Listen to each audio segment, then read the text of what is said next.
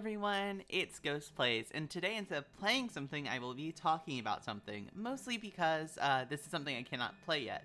So I would like to talk a little bit about this new Kickstarter Asymmetrical Horror game that the Kickstarter actually just started today, at least as the day of posting, and this is going to be Beard Night Studios' Carnival Hunt. And I'm very excited about Carnival Hunt. It has such a unique feel and vibe, and I'm sure you can already see, based on some of the images you might be seeing on screen, what I mean by that. It's a asymmetrical horror where both the monster and the survivor side, or the bunny side, are both in first person. And I think that is such an interesting choice. We've seen in other asymmetrical horror games, such as Dead by Daylight, where the survivors have a third-person view, and the killers have first. And so putting both the equivalent of the survivor and killer in first person is such, kind of interesting, because, there are 4 survivors, or 4 bunnies, and 1 monster, or 1 killer. We saw I've not really seen another game try this exact formula, where both sides are in first person. For example, as I mentioned, DBD, but I also know, VHS also had the monster in first person and then the teens in third. So I think adding that element of first person, and as you can kind of see, this has a very Victorian feeling about it, and this is going to be a 4-player multiplayer co-op, but it will also have the PvP of the monster. From the developers themselves, if you're curious what Carnival Hunt actually is, it's a horror-filled asymmetric multiplayer game where nightmares spring to life. You can take on the role of the carnival monster or wind up your friends playing as bunnies desperate to escape. And as a little bit about the gameplay, they say, step into the horrifying asymmetric world of Carnival Hunt, where one among you plays as the carnival monsters while the other plays bunnies. In the survival of the fittest, either the bunnies will prevail on their escape or the carnival monster will succeed in their hunt. Play in first-person POV, where no one has the advantage of situational awareness. You never know who or what is lurking behind you. Both the bunnies and carnival monsters need to wind up in order to survive. Help your teammates recharge or risk losing everything. Each side has various tactics and advantages to assist you in the hunt. So that was just a blurb from the developer, literally me reading from their actual press kit. And one thing I would like to say, so as you kind of heard and as you're probably seeing, this has a very wind-up doll aspect to it, which I think is very unique. I also think, the idea of your bunnies being able to recharge, and the developers have talked a little bit about being able to play dead almost, because there are going to be other dead bunnies around. So just, when you're playing a bunny.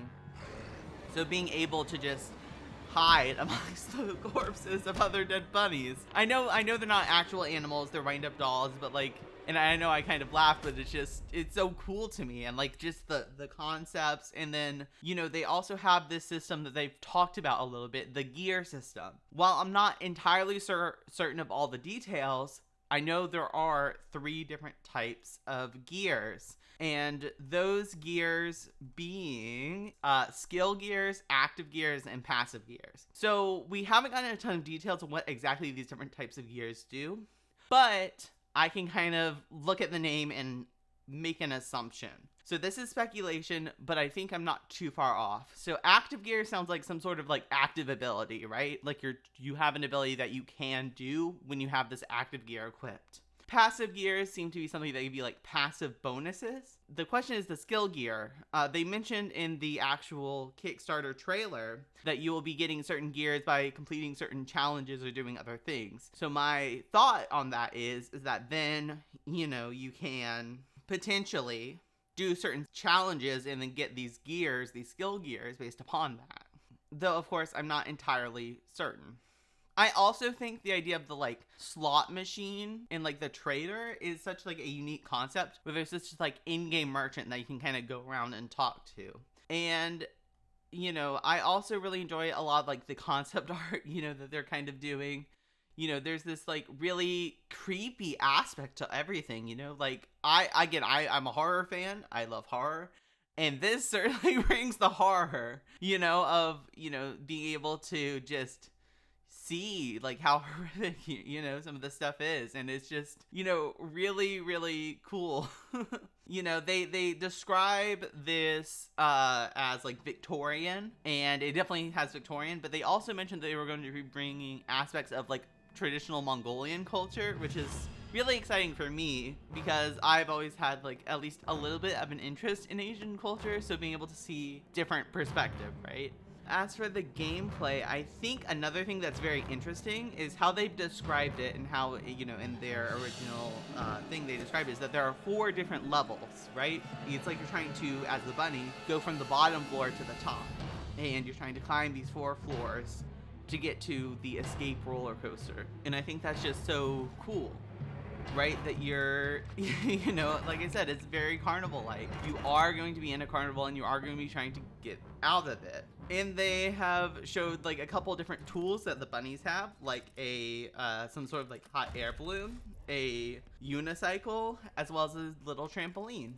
I also really enjoy that the monster has some sort of ranged ability of like throwing these dead dolls. It's kind of all horrific and just in a way that I really think is gonna be unique and something that I've not really seen before. I've seen, like, for example, Dead by Daylight has the clown killer, but they didn't really go all in on this like Victorian horror that they could have, and I'm very excited. Now, this Kickstarter, like I said, it released today, June 14th. And it's going to be running for about 31 days. So that means it will be concluded on the 15th of July. Looking quick, if you want to support this, again, like, you can kind of see the vision. And I just think it's really unique.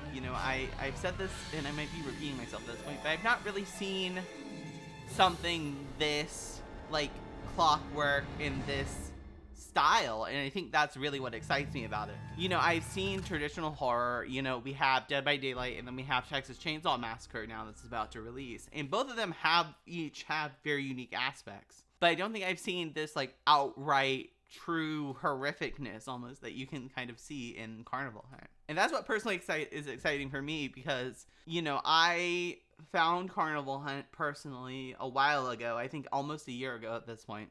And I wasn't really sure what it was, but I saw the just general vibes of it, the creepiness, and it really made me fall in love with it. So if you want to support Carnival Hunt like I did, I personally have supported it on Kickstarter because I truly do believe in the vision of this game. I'm not gonna sit here and ask you to support it if I have not myself. I wish the best of luck to Beer Night Studios, and I really am just excited to see where Carnival Hunt goes, and I really do hope they can manage to reach their $50,000 US goal. And yeah, that's it for today. Thank you so much. If you enjoyed this, please like and subscribe, and I will see you all later.